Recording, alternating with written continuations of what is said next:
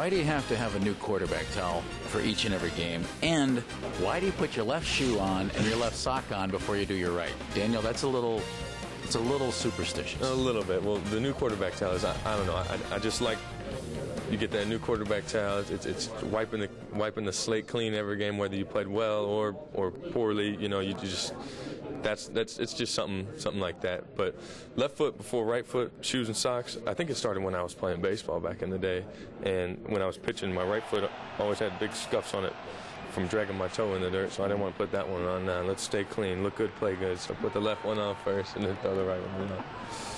Why would a guy eat 3 bananas before every game? And how did you come up with 3 as the magic number, Jordan? I said at least 3, probably. I don't really know how it all started. When I was young, my dad was a football coach, and always told me to eat bananas because they had potassium or something. But it honestly is my favorite food, and so I just feel right if I eat bananas before the game and feel ready to go. Jerry Kill, very different time this time around because it's year number 2 for you in the Mid-American Conference and at Northern Illinois. What's the main difference for you as you go into year number 2, Jerry? Well, the biggest thing is that I know our personnel better. There were so many unknowns for me last year, and I think anybody that takes a new job, it just takes you a year to get your feet on the ground. But I think our kids understand what our expectations are and you know, kind of what we want to get accomplished. And you know, it's really gone well. I know last year at this time I was very uncomfortable, and this year, you know, I think we have a chance to have a good football team. I think we're young, and how they mature throughout the year, and if we can stay injury-free, etc. But feel good about where we're at and where we're heading. You made some nice steps on the field last year. How do you build on that? Well, I think the big thing is we can't forget.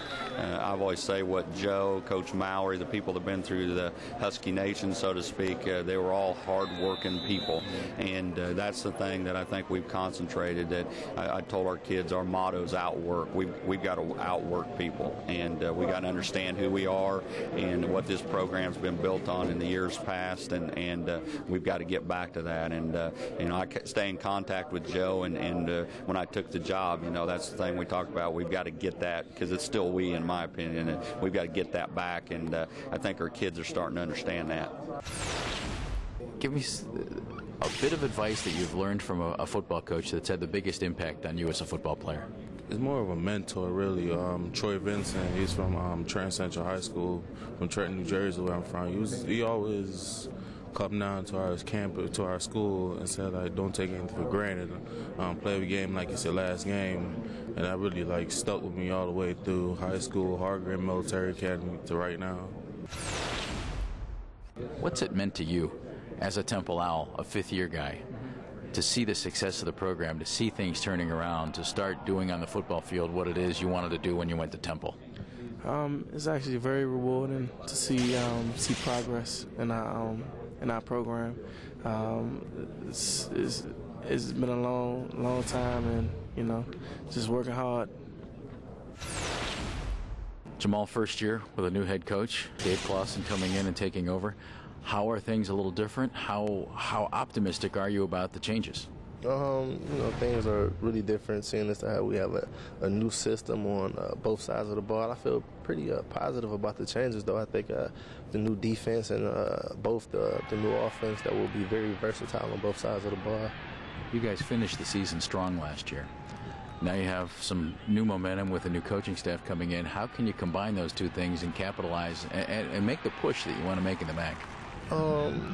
You know, like you said, we finished strong, you know, with our last game against Toledo, but also we didn't finish how we wanted to finish. So I think that along, and then with the new push from the new coaching staff, that'll be enough to push us to do better things this season. Players, coaches, administrators, everybody optimistic at Media Day at Ford Field.